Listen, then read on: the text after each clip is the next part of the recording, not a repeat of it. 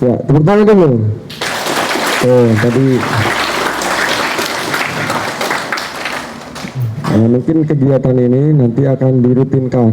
Saya minta ke Pak Kiai supaya ada pembinaan untuk anak-anak. Mungkin setiap hari Rabu atau hari yang lain. Yang penting jangan pagi, karena kalau pagi kami banyak kegiatan. Jadi mungkin selesai kegiatan sekolah baru kita ada tambahan jam seperti ini. Semangat ya! Semangat ya! Jelas ini! Nah, nanti kalau misalnya saya nggak bisa, mungkin ada Pak Lubis atau ada rekan-rekan yang lain yang melanjutkan nanti. Banyak sekali materi kedisiplinan ataupun PBB, kemudian materi leadership juga nanti kita sisipkan, termasuk materi bela negara juga akan kita masukkan. Jadi sedikit demi sedikit, misalnya nanti kalau rutin sampai kalian lulus, nanti banyak pengalaman yang bisa didapat. Mungkin yang hobi-hobi pramuka, kalau boleh keluar, bisa juga latihan di Koramil dengan teman-teman dari sekolah lain. Kalau tidak bisa, karena di Koramil juga ada pembinaan pramuka Saka Wirakartika ya, belajar materi di bidang matra darat. Jadi di sana sebulan sekali atau 2 kali ada latihan rutin pramuka. Tapi kalau tidak bisa izin keluar, berarti kita latihannya di sini saja. Jelas ini? Ada yang nggak mau latihan? Nggak mau latihan, nggak dapat makan malam. Mau semua? Oh ya, semangat latihan, semangat. Kalau kami saja semangat, berarti kalian yang punya Yayasan Bahrul Ulum yang menempati Bahrul Ulum ini harus lebih semangat lagi. Jelas ini?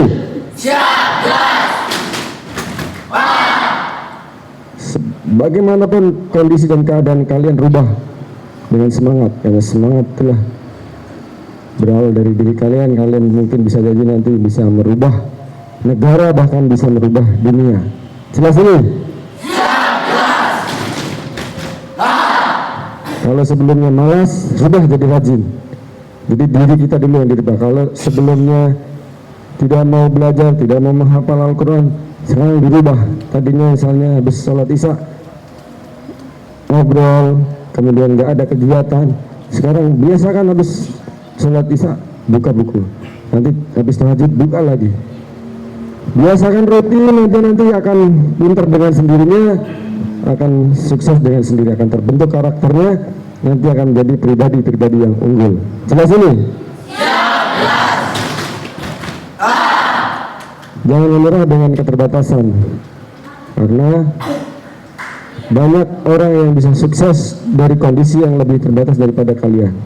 Sekarang orang-orang yang sukses itu dulunya juga ditempa dengan berbagai macam pendidikan yang sangat keras, bahkan lebih keras dari kita. Makanya dia menjadi pribadi yang SDM-nya unggul, bisa menjadi pemimpin sekarang. Berarti dulunya itu dia ditempa dengan keadaan yang sangat luar biasa susahnya, gitu ya. Jadi kalian jangan berasa paling susah sedunia, karena banyak orang lain yang lebih susah. Manfaatkan waktu ini untuk belajar dan belajar. Apa saja yang ada di sekolah ini atau di yayasan ini pelajari. Jangan berpuas diri. Wah, saya sudah juara di Bahrul Ulum, saya nggak perlu belajar lagi. Jangan. Belum tentu kalau diadu sama sekolah lain kamu masih juara. Betul tidak? Nah, misalnya diadu bahasa Inggris sama sekolah Mentari misalnya, belum tentu pasti bicara gitu ya kan. Jadi harus belajar terus, belajar. Semakin banyak kita belajar, kita akan merasa semakin bodoh karena banyak hal yang tidak kita ketahui ternyata, gitu ya. Jadi lebih baik jadi orang yang tekun, terus belajar, rasa ingin tahunya tinggi, daripada orang yang cerdas tapi sombong. Saya udah bisa, nilai saya udah 100, saya nggak belajar lagi. Nanti dia kalah sama yang tekun itu. Jelas? Jadi yang biasa-biasa jangan berputus asa. Walaupun kemampuan intelektualnya biasa, tapi kalau dia lebih tekun daripada yang lain, nanti dia akan menyalip di tikungan itu. Teman ranking 1 bisa kamu salip asal kamu tekun belajarnya. Tekun itu rasa ingin tahunya itu tinggi. Bagaimana caranya? Bagaimana itu? Nanya sini, nanya sana, terus saja. Lama-lama dia pintar. Jelas ini? Daripada cerdas ranking 1 kan, Ustadz ini mah kalah sama saya. Saya mah 30 juz hafal gitu ya. Ustadznya belum. Nah, nggak boleh seperti itu ya. Baik tadi. Kalau memang kita kemampuan intelektualnya sedang, kita tutupi dengan ketekunan kita. Rajin ya. Terus tempat tinggalnya dibersihkan, pondoknya dibersihkan, pondoknya harus bersih, rapi ya. Jangan ada sampah berantakan, di tempat tidurnya berantakan, semua berarti kepribadiannya juga berantakan. Walaupun harus tersusun rapi, disiplin dari mulai kita bangun sampai kita tidur, semuanya tertata rapi. Jangankan orangnya yang bisa baris, sandalnya pun baris. Kalau ke masjid sandalnya rapi, tersusun rata, baris lurus. Di sekolahan kalau memang harus lepas sepatu juga sama, disusun yang rapi. Kemudian di tempat tinggal itu lantainya bersih terus, jangan naruh pakaian sembarangan, berantakan gitu, jangan ya. Disusun yang rapi, yang rajin gitu ya, baik itu yang putra maupun yang putri. Kalau yang putra yang sudah senior, mengarahkan adik-adiknya, waktunya pembersihan sore kita pembersihan, pagi sebelum mandi pembersihan dulu. Jadi kalau orang banyak itu sebenarnya lingkungan itu harus terjaga kebersihannya, karena banyak orang, ada sampah gunung aja bisa dipungut sampai habis, apalagi itu sampahnya cuma 1-2, bisa langsung diamankan di tempat sampah. Jelas ini? Ya, di situ mulai kedisiplinan masuk, leadershipnya masuk. Leadership itu belajar, kalau punya adik-adik kelas ini diarahin, pembersihan yuk, pembersihan kamar mandi kita bersihkan, tempat tidur kita bersihkan. Peningkatan tempat tidur waktu ke sekolah, tempatnya harus rapi, bersih. Kalau nggak rapi dihukum, dikasih peringatan, kasih pelajaran. Jelas ini? Nah, jadi itu, kalau bermimpi ingin merubah dunia, maka rubahlah dirimu sendiri dulu. Jadi dulu ada sebuah buku judulnya The Willingness to Change. Nah, itu ada seseorang yang bermimpi ingin merubah dunia. Dia sibuk memikirkan dunia, tapi akhirnya nggak berhasil, dia terkecil. Kalau gitu saya mau merubah negara saya. Ternyata negaranya juga nggak berubah. Kalau gitu saya mau merubah daerah saya atau provinsi. Ternyata provinsinya nggak berubah.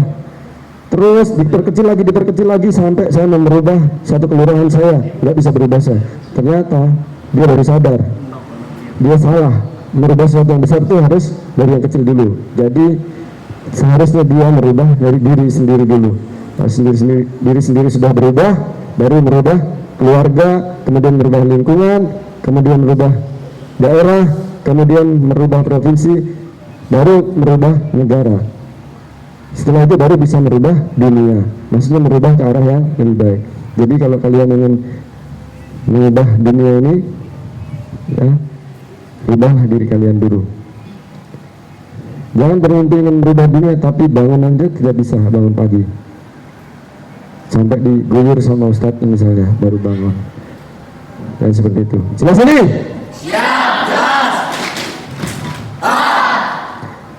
Itu saja yang bisa saya sampaikan pada kesempatan sore hari ini. Terima kasih kepada Pak Ustadz dan semua pembimbing di sekolah ini. Terima kasih atas waktunya. Kemudian saya akhiri dari saya. Duduk siap. Mengakhiri kegiatan latihan. Berdoa mulai. Nanti kalau selesai berarti diangkat ke atas bareng-bareng. Selesai. Istirahat di tempat. Gerak. Assalamualaikum warahmatullahi wabarakatuh.